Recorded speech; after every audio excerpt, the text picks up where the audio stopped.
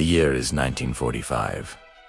World War II is over. The Third Reich has crumbled, leaving behind a world scarred by conflict. But amidst the ruins, a new kind of war is just beginning. A silent, intellectual war fought not with bullets, but with brains. This is the story of Operation Paperclip, one of the most audacious and controversial intelligence operations in American history.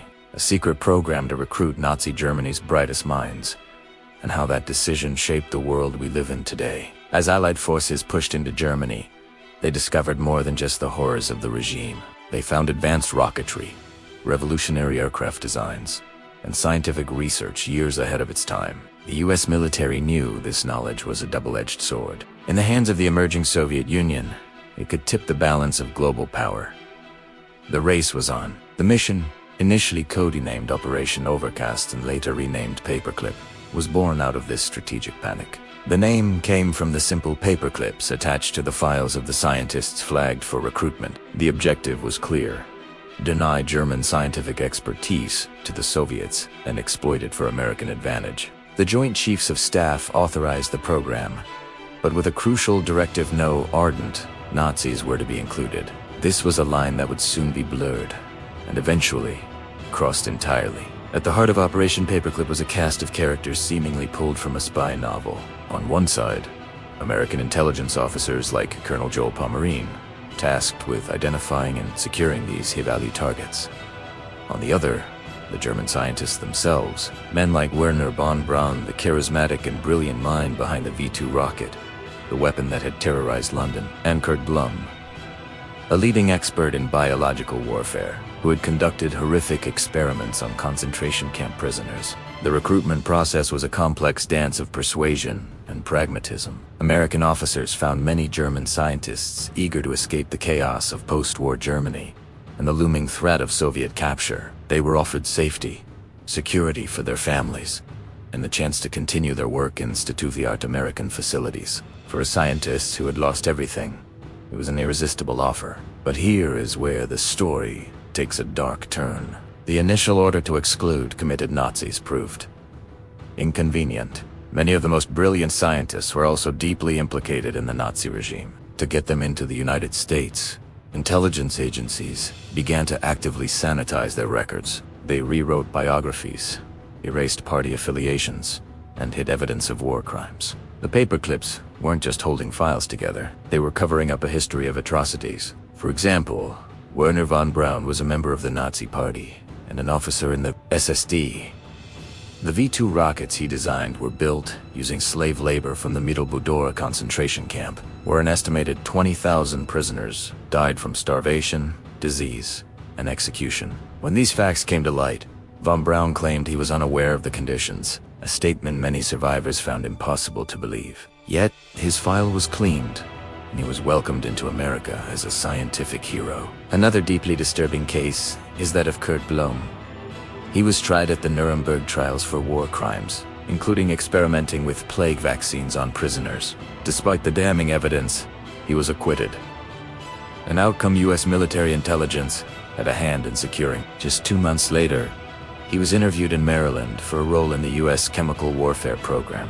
The ethical compromise was staggering. National security, it seemed, trumped morality. This raises profound questions. Can we separate a scientist's work from their moral character? Does the pursuit of national security justify collaborating with war criminals? These weren't just abstract debates. President Harry Truman, while initially approving the program, was reportedly furious when he learned about the extent of the cover-up. But by then, the machine was already in motion. The public was largely unaware, and the scientists were already integrated into America's most sensitive projects. Once in the United States, the impact of the paperclip scientists was immediate and undeniable. Over 1,600 individuals and their families were brought over. They were settled in places like Fort Bliss, Texas, and Huntsville, Alabama, which would soon earn the nickname Rocket City. In the realm of aerospace, their contribution was monumental. Werner von Braun and his team became the backbone of America's space program. When the Soviets launched Sputnik in 1957, sparking the space race, it was von Braun's team that America turned to. They developed the Jupiter C rocket that launched America's first satellite. Explored uno later, As director of NASA's Marshall Space Flight Center, Von Braun led the development of the Saturn V rocket. This was the colossal machine that, on July 20th, 1969, carried Apogea 11 and the first humans to the surface of the moon. It's no exaggeration to say that without Operation Paperclip, the American flag might never have been planted on lunar soil. But the influence didn't stop at space exploration. Paperclip scientists revolutionized other fields. Hubertus Strogold, known as the father of space medicine, made groundbreaking contributions to understanding the effects of space travel on the human body. However, he too was shadowed by allegations of involvement in deadly experiments on Dachau prisoners, a past that haunted his legacy. In medicine, electronics, and materials science, former German experts advanced American technology, contributing to innovations from jet aircraft to medical devices. Their work laid the groundwork for much of the technological superiority the US enjoyed throughout the Cold War. The legacy of Operation Paperclip is a complex tapestry of scientific triumph and moral failure. It propelled the United States to the forefront of technology and helped win the Cold War and the space race.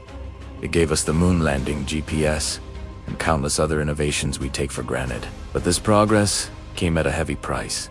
It involved a conscious decision to ignore and even conceal unimaginable crimes against humanity. It set a precedent that in the name of national security, the ends can justify the means. The story forces us to confront uncomfortable truths about history, that heroes can have dark pasts, and that moments of great achievement can be built on foundations of moral compromise. Operation Paperclip wasn't just a footnote in history. It was a pivotal moment that shaped the scientific and ethical landscape of the modern world, leaving behind a legacy that continues to be debated to this day. It reminds us that the pursuit of knowledge and power is never a simple path, and the shadows of the past often stretch much further than we think. Thanks for watching.